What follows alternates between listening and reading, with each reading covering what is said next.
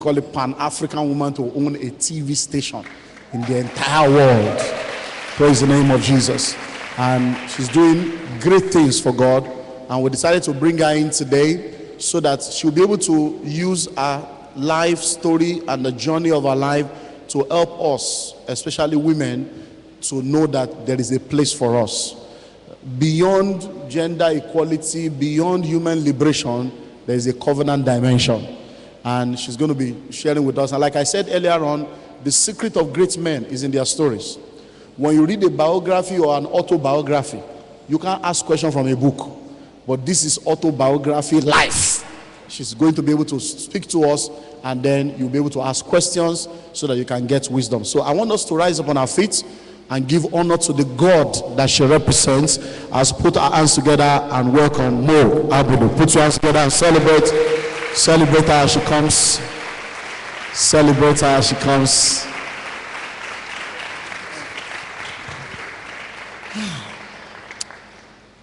Good evening, ladies and gentlemen. Good evening, Pastor Emmanuel. Thank you so much for inviting me here today. It really is a pleasure to be here. It took nearly 2 hours to get here, so I'm really glad to be here. I was actually meant to be... Are we sitting? I was actually meant to be in Calabar.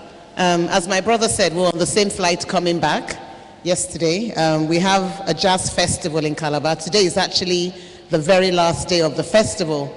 And His Excellency, Governor Leoli Moke, was having a special event today with Hugh Masekela and Yinka Davis. And he said to me 2 days ago, see you today. And I was like, hey, Chi, I have to go back to Lagos. He was like, what? I said, yes, I have a commitment. He was like, what? I said, yes. Can you not get out of it? I said, I don't think so. So anyways, I'm really pleased to be here. Today we're talking about a number of issues, but I would sort of like to focus on maybe my experiences and just talk a little bit, and then maybe you can ask me as many questions as you like. I'm sorry, I'm not going to be as funny as my brother here. I don't know how to do the comedy thing. I've had him on Moments with Mo before, and that particular episode, I was just cracking up. You know, he really is very, very gifted. I've noted down a few important things that are very important to me, that I believe are the reason for the success that we have achieved to date. It's by no means the end of our success. I believe we're still at the beginning of a lot of things that we would like to try and do. But I believe in the importance of personal prayer. I think it's so important to have that personal relationship with God. Sometimes people sort of look at you and think, oh yeah, because she's all made up, she's got the eyelashes, she's got the lipstick, she's got the high heels, does she really know God? I can tell you that I really do know God. I do not believe that there is a day in the last, let's say at least the last 15 years, that I have not, before I got out of my bed every morning, read a passage, meditated on that passage, and asked for God to take control of every single day of my life. I do not believe that I have recorded an episode of Moments with Mo, of which I've done about 500 in the last 8 years, that we have not held hands together as a team. All our crew, including our guests, we will hold hands and we'll pray before we record every single episode. So it's very important for me. It's a very important part of my life. And the other important part is my mother's prayers. Every time I get an opportunity to speak, I always say, if you don't have a good relationship with your mother, please start it today. I cannot tell you, it's like magic. If I tell my mom I have a problem, of course, she's very close to God. She's even a deacon in the Redeemed Church now. You know, as soon as I have any problem, it doesn't matter the magnitude of that challenge. And believe me, I have a lot of challenges. Getting Ebony Life started was no small thing. You know, running Vic Lawrence was no small thing. I mean, every single thing, we wake up every day, we're faced with challenges. And my mom always says, Mosun, because my full name is actually Mosumola. Don't worry. I said, it's going to be okay. We'll fast, we'll pray. I have another very good friend of mine, Lanre Olushola. We also are always in agreement on a number of things. And I find that it's just like magic, you know? So please, let's make sure we have that really, really close relationship with our moms, if you don't already have one. Now, if I look at my own particular story, and for the women amongst us in this room today, and also the men, it's important to find your passion. What is that thing that you are so driven by? Do you wake up in the morning and say to yourselves, this is what I want to be doing? Or do you just sort of roll out of bed and say, oh my God, it's another day, let me just go and earn a salary? You know, I don't believe that any journey that I have taken because at the end of the day, I'm going to get paid a check at the end of the month. Even when I was employed in a 9-to-5 job, I was doing it with every single passion that I had. I mean, I couldn't wait to get to work. But when it was time for me to move on to do the next thing, I had to say to God, I'm doing this in faith, knowing that you're going to be by me. Because one thing I have certainly done in my life is I have done a lot of different things. I came back into Nigeria in 1992, 1993 during the Abiola crisis, which was a really, really tough time to come back and settle down.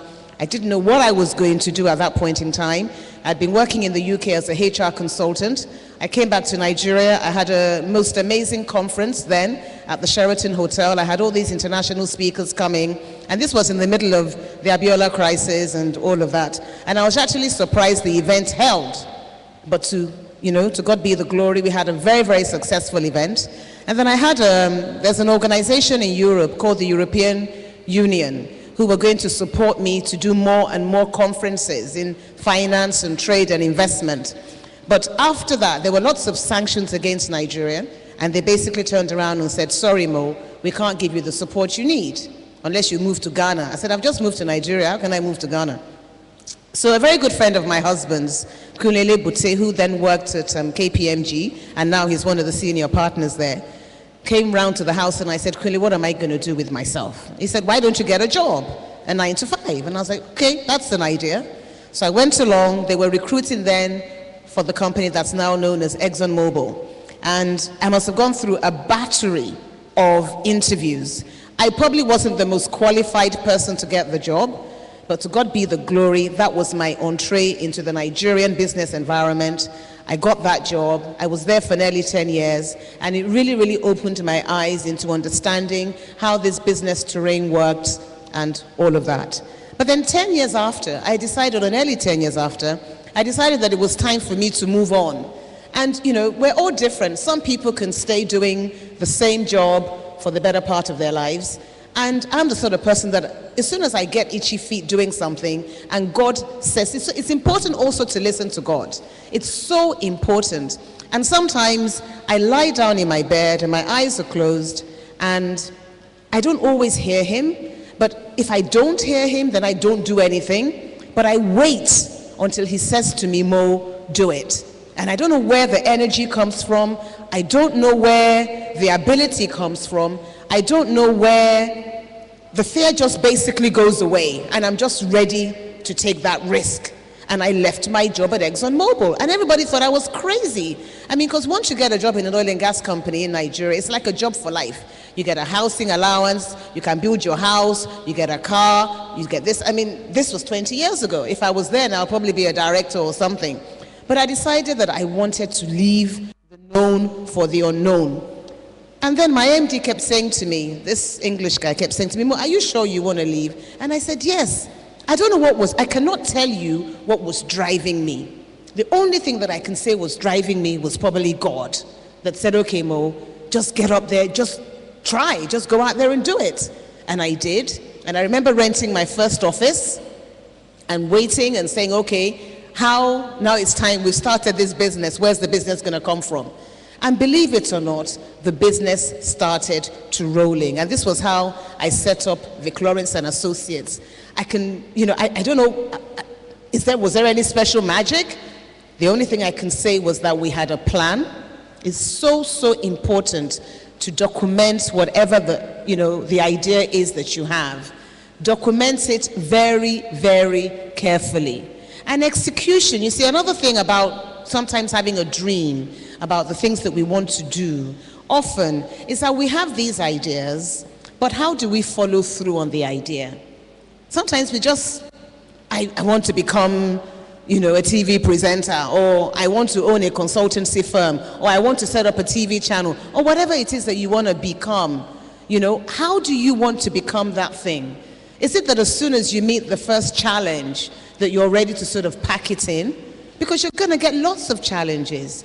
Lots of people are going to tell you you can't even do it, that you're not capable of doing it. So if you're going to sort of fall over at each time that someone says to you, you don't have capacity or you don't have ability to do that thing, then what next? So we have to believe in ourselves. We have to believe and wait for that message from God that says, this is the direction to go.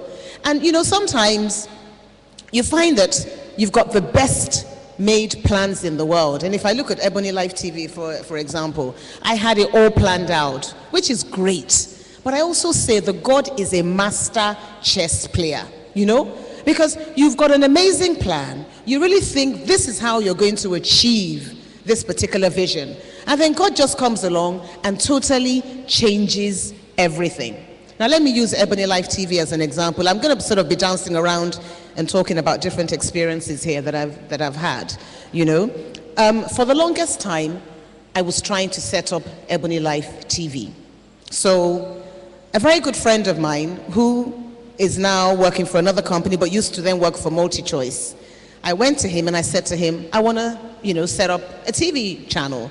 And he said to me, Mo, that's really tough. His name is Joe Hunda. Joe Hunda actually gave me my first break when I started Moments with Mo. And I'll go back to the Moments with Mo story in a second. He said, Mo, that's really tough, but you can try. So he gave me the email address, not even the phone number. He gave me the email address of a lady in South Africa called Aletta Alberts. Now, Aletta's job, she's the one that approves, she's the one that you would first approach about a channel idea. Now, DSTV get hundreds and hundreds of requests for TV channels. So they sent me this long form. All these, a form always starts with your name. It always starts easy. Your name, your address. So this is easy. Contact phone number. Then it got a bit more technical, and I was like, how am I going to get through this form? But I eventually got through the form. After it took me probably about a month. I kept going back to it. It was more difficult than a visa. Those visa application forms where they ask you all sorts of ridiculous questions. But eventually, I completed the form, sent it back to South Africa, and nothing happened for months on end. Then I'd keep sending. By this time, I had already started Moments with Mo. So I would keep sending emails, nothing would happen. So one particular day, I sent an email saying, I'm due to come to South Africa. Could I please pop in and discuss this channel idea with you guys? I know that you may not be interested, but could I just have half an hour of your time? I do have a talk show called Moments with Mo. So the lady said, sure, pop in, come and make a presentation. So I was like, wow, I've got this major opportunity. And I love making presentations. So went to town, did this amazing PowerPoint. For those of us here that don't know how to do PowerPoint presentations, please learn. And if you don't learn, then find someone that's really good at making presentations, because it really, really does help. So put together this really amazing presentation. The name of the channel would be XYZ. The type of programming would cover the gap in the market. There's no one talking to Nigerians. There's this and that. It was all there, the type of programs it would do. And they were like, Mo, this is quite interesting, but we think you need to go and do some more homework. I was like, okay, what is it that you guys want me to do? Well, you need to sort of have a more concrete idea of your schedule. They just basically gave me guidelines of what I had to go and do. And in part of this was, once you understand what it is, then come back. So I then went away about another 6 to 8 months before they would give me time again, because they're very, very busy. Went back, made another presentation. It took 4 years, all this back and forth, going back and forth, which means that I could easily at any point have said, oh, this isn't going to happen. Does God not want this to happen? So I kept going back and forth. Eventually, actually, what made me then focus on getting the channel was that I had another TV program that I was doing, and I won't mention who he is, but he now canceled the sponsorship of that other television program, and I was livid. I was so upset. But what it did was it made me realize that, okay, Mo, forget about that TV program for now. Just go and focus again on the channel. And I can tell you very clearly that if he had approved for me to do that TV program, I may not have a TV channel today. Because I would have just focused, because I'm like that. I wanted to prove to this particular person that I'm going to make this TV program the most... I just went on and on. But he wouldn't approve it. So I just got mad. I was like, okay, sometimes you have to get mad to get even, you know? I was like, no problem. It's either you don't want to approve the program, no problem. The TV channel is coming. So I just focus, and I can be very obsessive, you know, and that may be a good, Pastor, I don't know, it may be a good, it may be a bad thing. But when I'm into something, that's it. I'm just totally focused on that thing, which can be a strength, but can also sometimes be a bit of a weakness because you don't see anything around you. You're just focused on attaining that particular goal. So that's when I decided that, okay, I'm giving Ebony Life TV 100%. So I went back to South Africa. Eventually, when they would see me, made another presentation, and they were like, okay, Mo, after 3.5 years, we're going to give you the channel, but there's one condition. You need to go away and raise XYZ dollars. I was like, wow.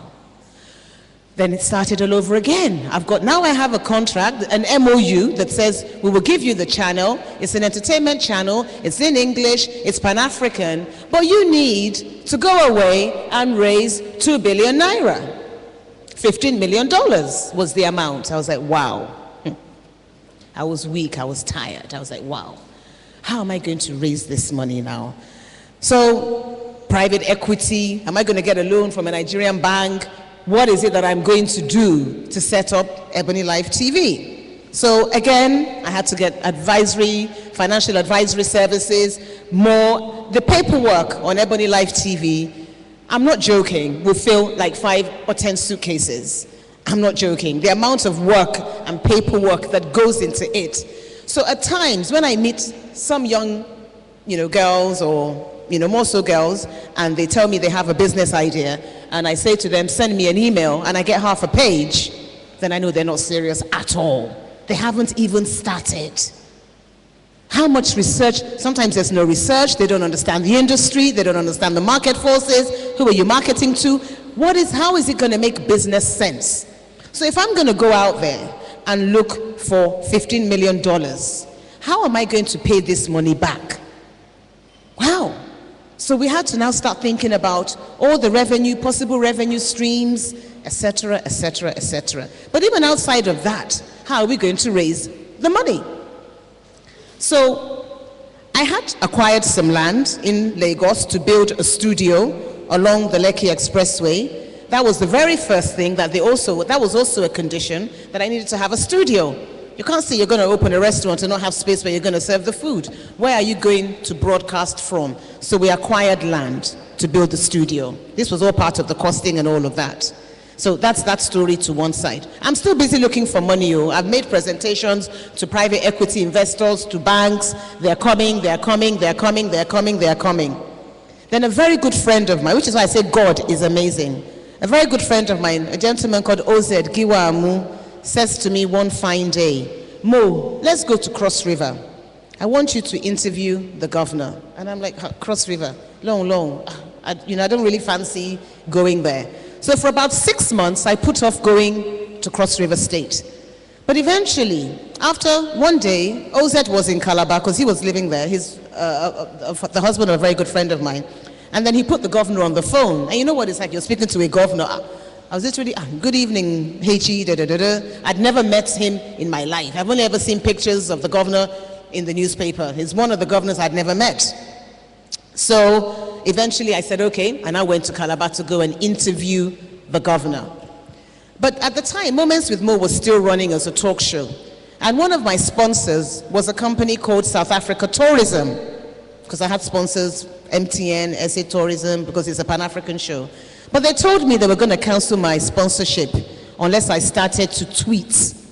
And one of my PAs is here. I'm very technically challenged.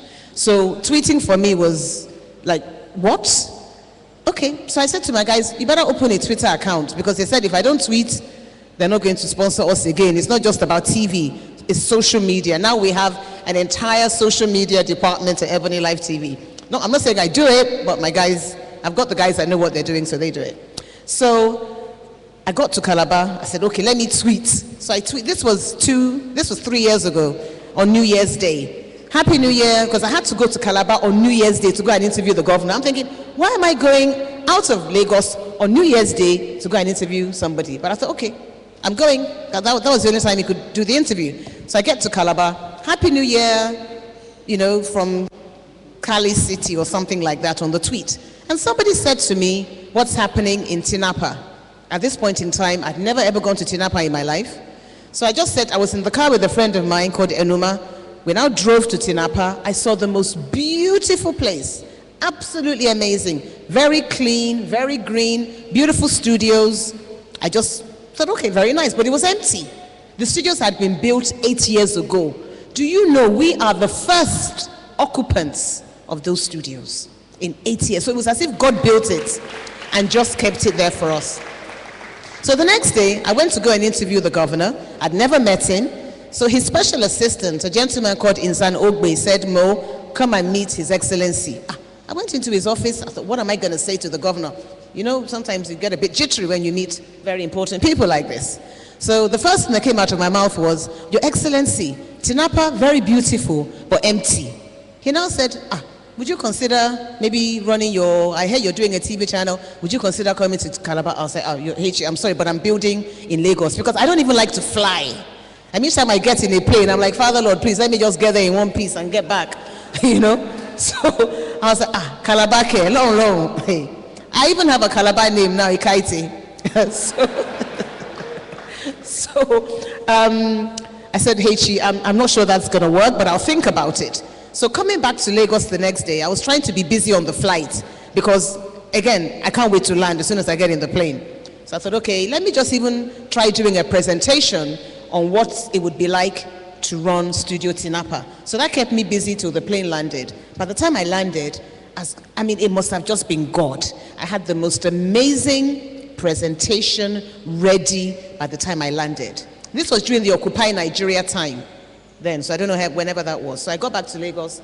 Then I called Insan Ogbe and said, I have a presentation. I don't even know what was driving me at this point. Was I going to go to Calabar? No idea. So went back to Calabar.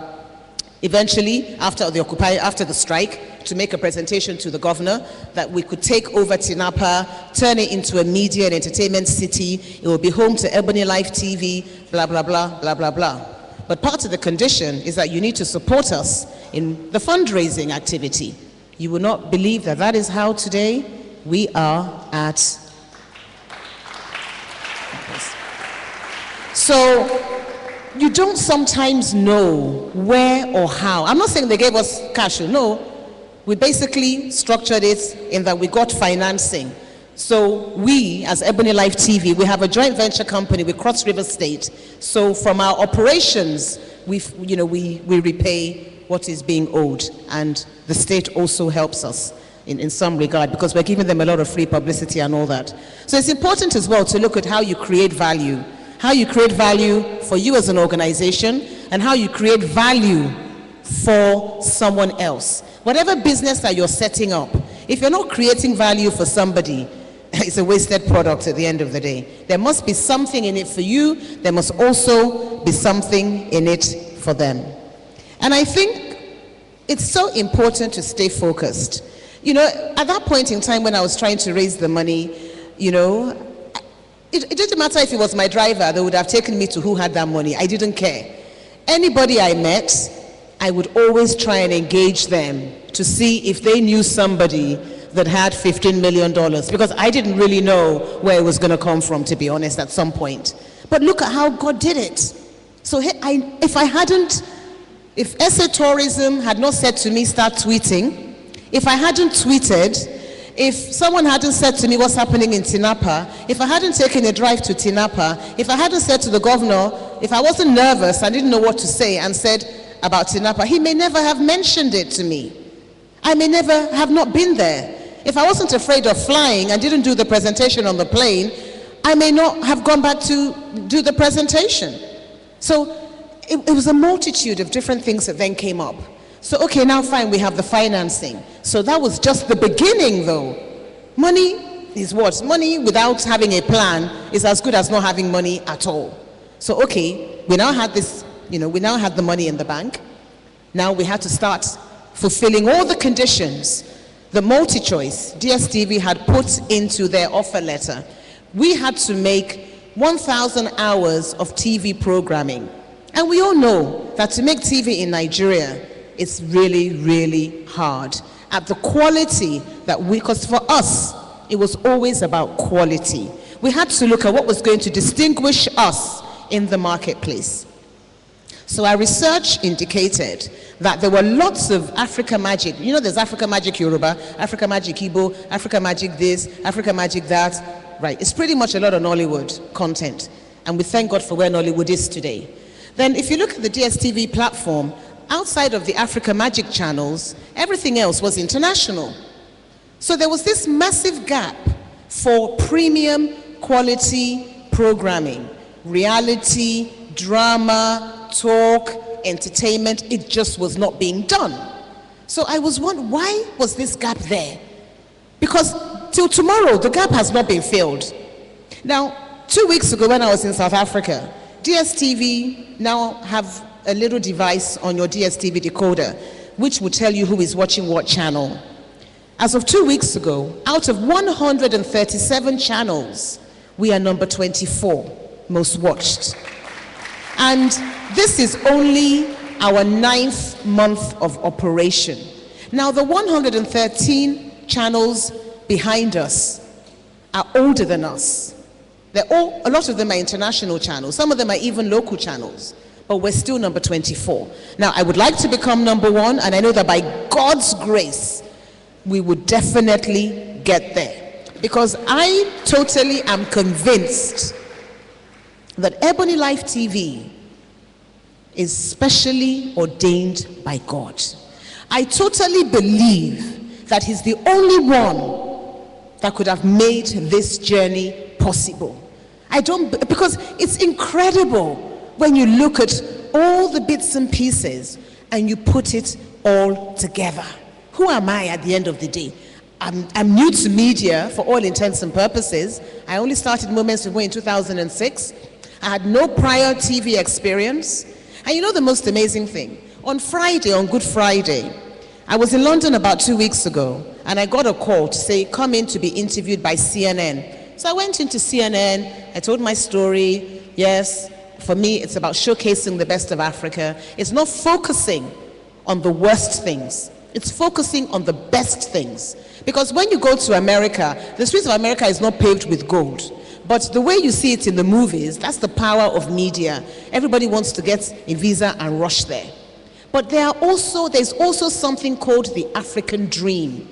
So it's important for us to start highlighting the best of Africa, the best of Nigeria. And if you look at our channel, people say it's glossy, it's not real. It is real. I didn't invent the people there. They are real, they exist. We just decided to focus on the best. So I gave this interview at CNN, and the interview was published and it came out on video and in print on Friday, Good Friday. And do you know what the headline said? The headline said, Oprah's Africa, the Oprah of Africa has conquered the continent. Now, that is CNN. That normally I'm even abusing them that they are focusing on the worst of Africa and not the best. You know, that they need to focus more on the great things we're doing rather than disaster, war, genocide, famine.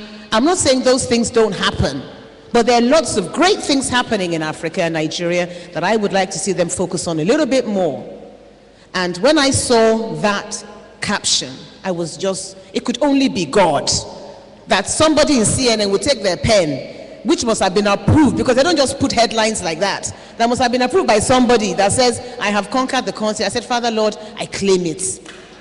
In the mighty name of Jesus, that I claim that we will conquer with Ebony Life TV, that the channel will travel to every single part of the world to showcase the best of Africa, to showcase. We are proudly made. We have a logo that says, proudly made in Nigeria for the world. That is what we put on stamp on everything that we do, because this is where we are made. And I have an amazing team of people that have bought into this vision. So it's very important when you're planning your vision and your purpose that you have the right people around you, people that inspire you, people that give you positive energy. If you have people around you that are always telling you you can't do something, I have friends that I don't talk to anymore. I'm not keeping malice with them. I just don't want them in my space because they have a negative energy. I don't need negative energy around me. I need people that can inspire me. Even if you know I can't do it, just play along with me and tell me that I can. Because it's going to encourage me to do even better. But when you start telling me, are you sure? You want to do that thing? TV channel, presenter, to hotel. So at times, I don't even tell certain people anything until I'm halfway through. Or I've even completed it. But I have a few friends that as I'm planning, I like to tell them because they always encourage me, offer me solid advice. So please find someone or find a few people that you know will always tell you the truth, sort of warn you of the risks, but at the same time, spur you on to achieving and being the very, very best that you can be. It's also important for me in my life that when someone tells me that I can't do something and someone says no to me, that's when my mom says I was a very stubborn child.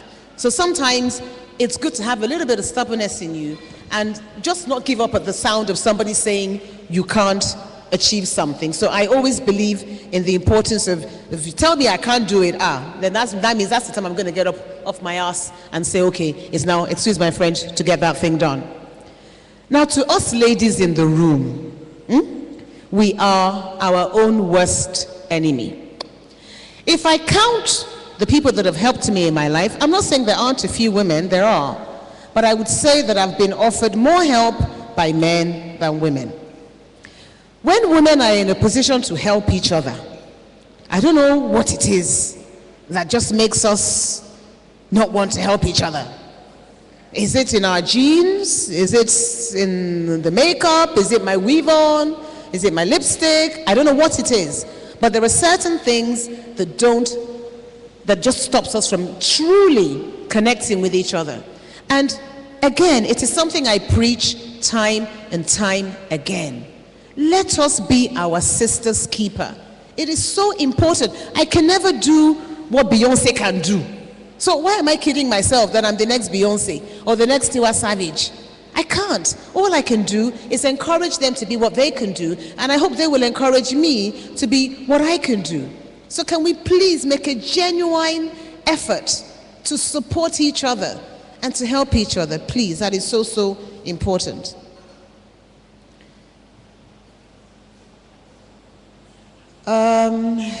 My closing remarks is a phrase that I totally believe in, and again, I totally believe it's God inspired because I do not know where the phrase came from. You know, sometimes God just deposits those words into your mind. And I have a saying, and I've said it on Moments with Mo many, many times, and it's that if you can think it, you can do it. And I truly believe in that, and I would like all of us to just never think anything is too big, because Bill Gates was one person that said, I want to see a laptop in every home. Maybe when he said it 20 years ago, everybody thought he was going crazy. But look today, everybody has a laptop. When I first started working in England, nearly 20-something years ago, we had this massive computer that you could not be moved from one place. And today now, every single member of staff that joins my company says, where's my laptop? I'm like, now wow, where's your laptop? Great. So we have a laptop bill because it actually is important. It's the only way you can work, that we can get things done, you know? So if we can think it, we can certainly do it. Steve Jobs, when you look at what he's done with Mac, the iPhone, the iPod, the iThis, the iThat, you know, it's absolutely incredible, you know? So and they're only one person. Barack Obama said, I want to become the president of the United States. He's only one black guy. African-American guy. And he's in the White House today. So I'm sure he pinches himself and says to himself, now wow, am I really here? And I pinch myself and I say, wow. I turn on, when I get home and I turn on the TV and I can see Ebony Life, I'm like, wow. I'm just like, I'm still in awe. And I know that it's only God that has made it possible. So any idea that we have, we must never ever think that it's too big. It's just the how that we need to figure out. Once we know what it is that we want to do, we then need to find out how we need to achieve that particular thing. And I know that with God by our side, anything is possible. So if you can think it, you can really do it. Thank you very much.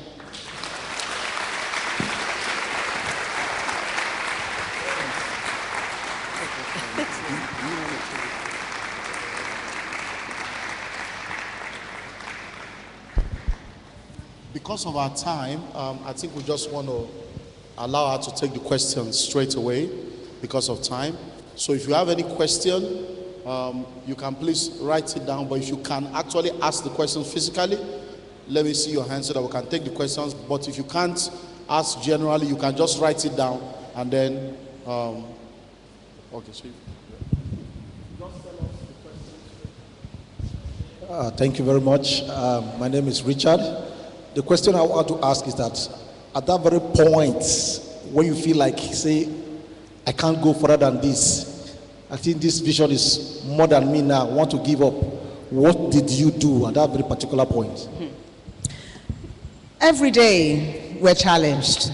Every month we're challenged. Because we've employed 160 people. So even if I'm paying each person 10,000 naira, help me add it up. And believe me, I'm not paying them 10,000 naira. So every month I'm like, God, how am I going to pay salaries this month?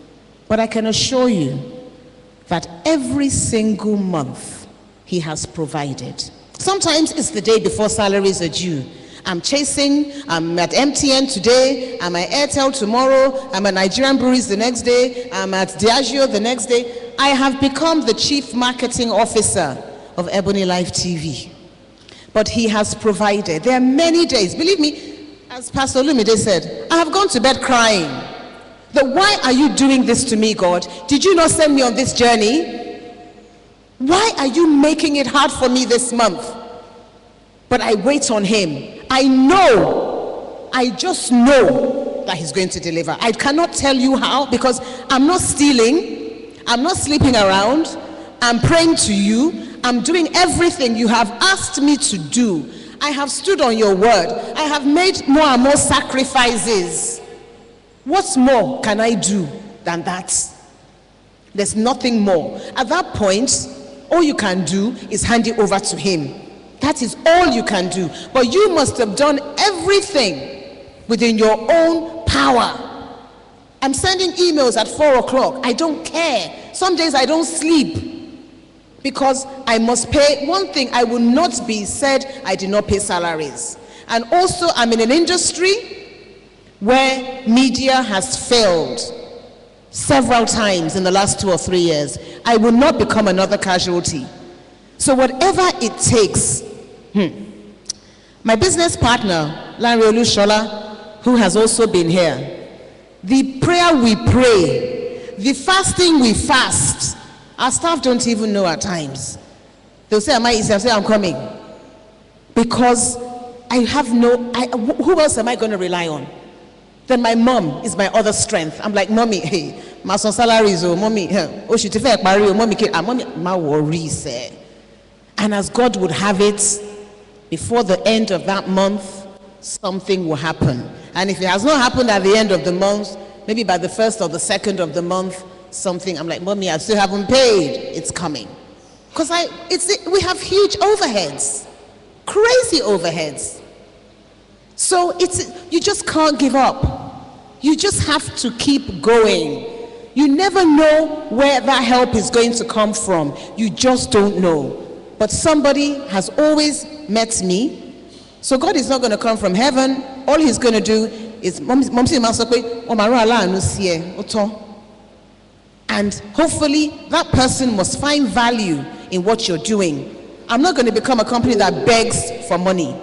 I will offer you value, and in return, you will pay me for the exposure that I'm giving to you across the continent. And we're also going to be broadcasting from the UK from the 24th of May.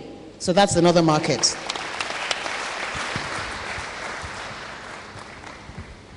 I really want to appreciate the pastorate for the privilege and the honor to be in the midst of CEOs like this.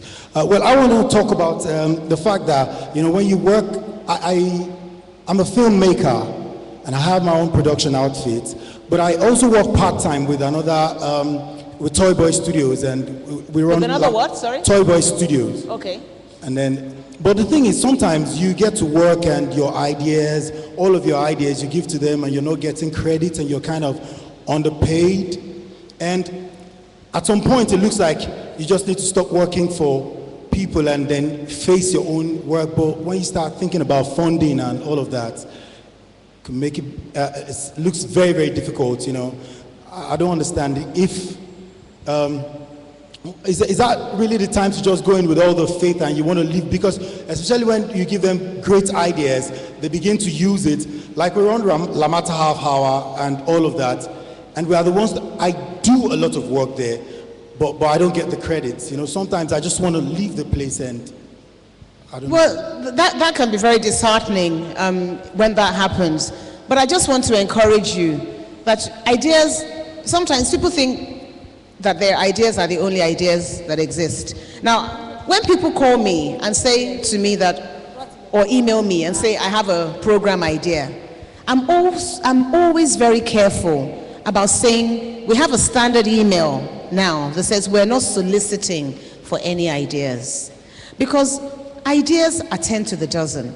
You may be having an idea, I may be having the same idea, maybe I've modified the idea, then you see the idea, maybe you thought about it one day, you didn't do anything about the idea. Who really owns the idea? So ideas are ideas. But I think what is important, if you are an ideas person, you're never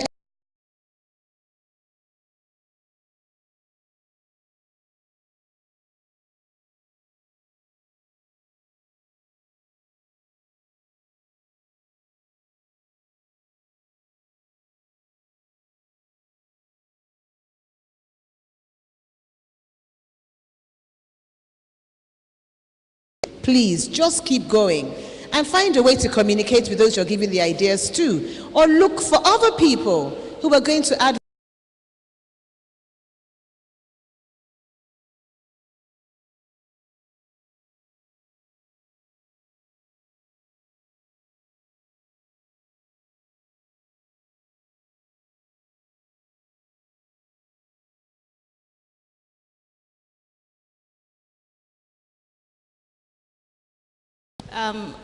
Thanks, MA, for coming Who said today. MA?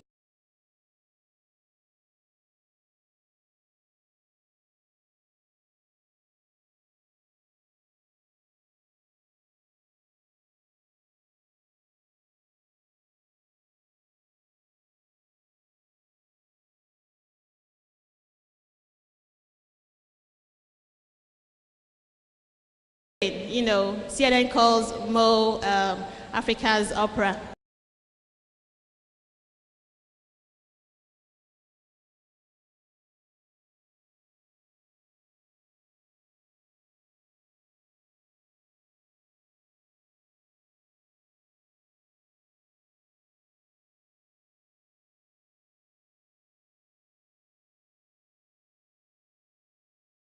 You employ. Okay. When you want to recruit staffs, members of staff, what do you look for in them and how do you go about it? Okay.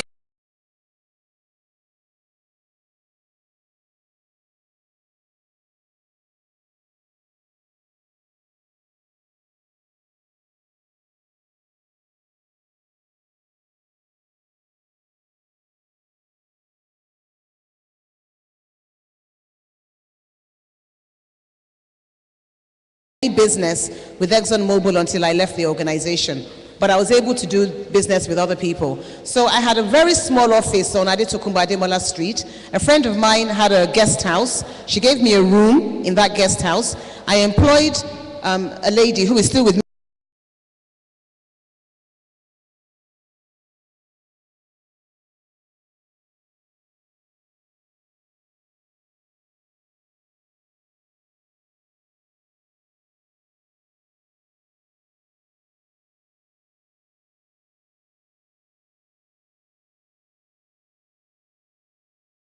to help me run things. Now, I decided to resign when I saw that, okay, this may work. And then I fully resigned, and then I basically just, you know, the thing.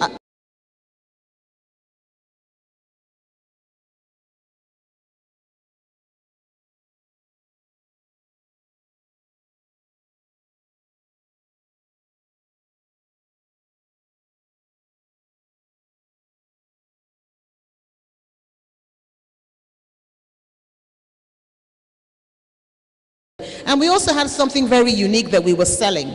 I had a franchise from a company in the UK to sell their training programs.